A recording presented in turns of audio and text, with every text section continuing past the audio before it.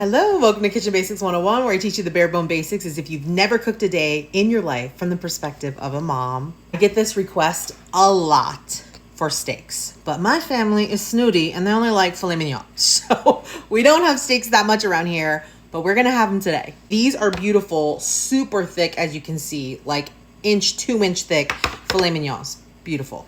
They're from Costco. I think it was 6 for like $60-ish. It's like $10 a steak, which is super cheap compared to the restaurants. Step one is you're going to let it sit out, which is going to go against all of your better instincts, but you're going to let it sit out at room temperature for at least an hour so that your steaks are not cold, because cold steaks don't get a good sear and they don't cook all the way through the center, especially a nice thick steak like this. So I know you're going to feel like, I don't want to do it, I'm scared. It's okay. We're going to leave it out at room and we're going to let it come to room temperature. Okay. You can, I know if you might be squeamish, you don't want to touch, but it's okay. If you want, this hasn't been sitting out long enough, but after 20 minutes, 30 minutes, whatever, you can feel it and just feel if it's room temperature. If it still feels cold to the touch, we're going to let it sit out a little bit longer. Okay. And we're going to come back and I promise you it's going to be easier than you think. And I promise you, you can do it. There's always more than one way to make anything. There's more than one way to make a steak. So I'm just going to show you one method and we can try other methods as well. So I've got my oven preheated to 450 degrees. Okay. My steaks have been sitting out for a good amount of time. If there's any moisture, we're going to use a paper towel. We're going to pat them dry as best we can, because if it's wet, it's not going to get as good of a sear. Okay. So we're just going to pat them dry. If you see your meat turning brown, but you know that it's fresh and you just bought it and it smells fine, it has no off smell. This doesn't smell at all. There's no smell at all. It's totally fine. Brown just means it's oxidized, and that's totally okay, right? Actually, if it's super, super bright red, you might want to ask yourself, what did they put on that meat to make it bright red? Because it shouldn't be bright red, right? So this has a little bit of brown, and that's okay. So we're patting it dry. I'm going to use grapeseed oil because I'm allergic to avocado oil, and this is a high heat cooking oil. Okay, you can use avocado if you like. You can use olive oil if you like, but it's probably going to burn on you because olive oil just doesn't have a really high smoke point. And a steak like this, you want to get scorching hot. So behind me, I have a cast iron skillet. And I'm actually using a Le Creuset with a lid just for ease of resting the steak after I take it out.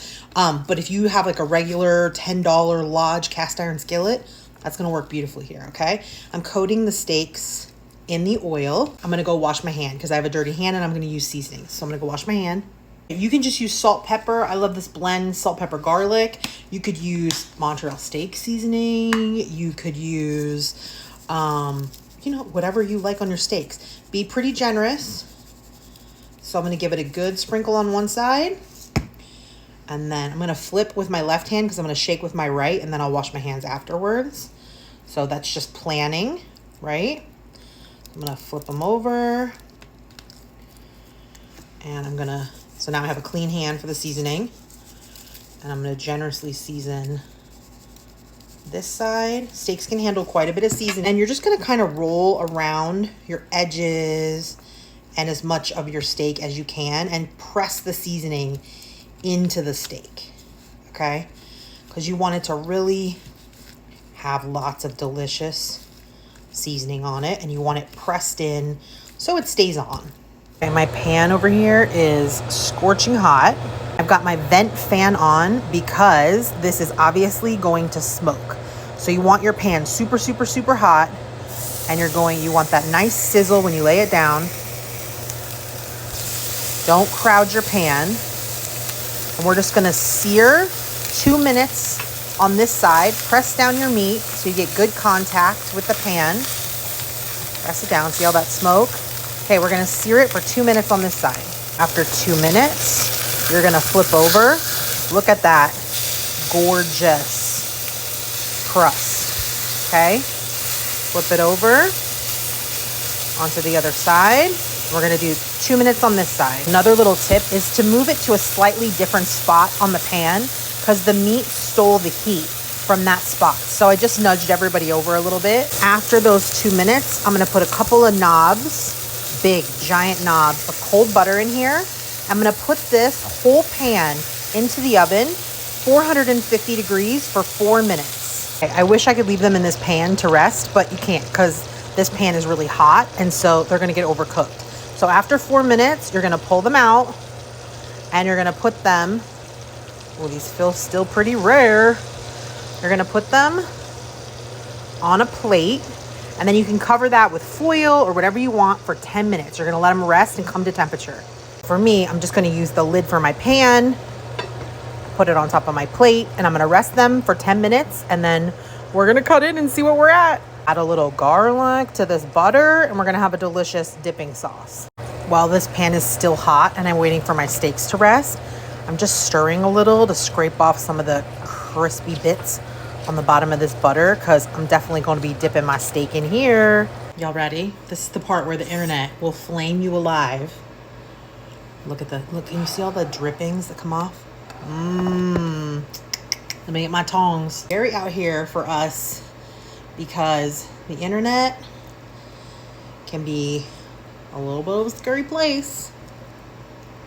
She's feeling medium rare. Let's find out what she is. Let's do a little cut test.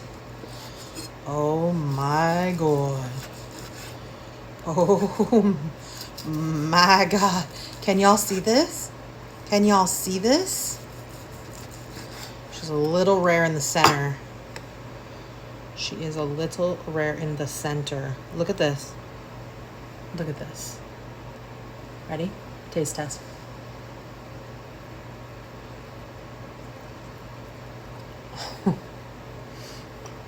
Y'all.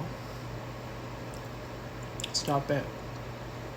Stop it right now.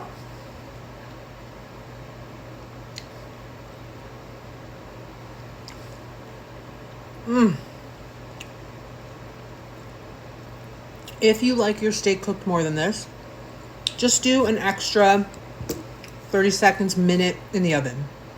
2 minutes. Don't go much more than that.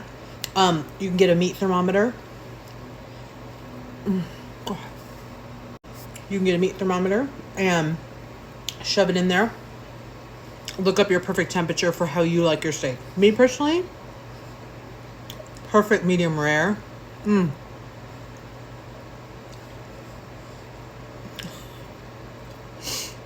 Look at how easy that was. Seriously. We seared it, seasoned it, seared it, threw it in the oven, covered it.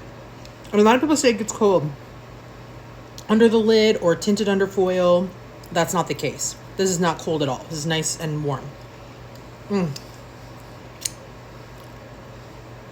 Come on. You can do this. I believe in you. Think of the applications too. Obviously, you can just eat it, but you can make steak salad. You can make steak burritos. Oh, so good.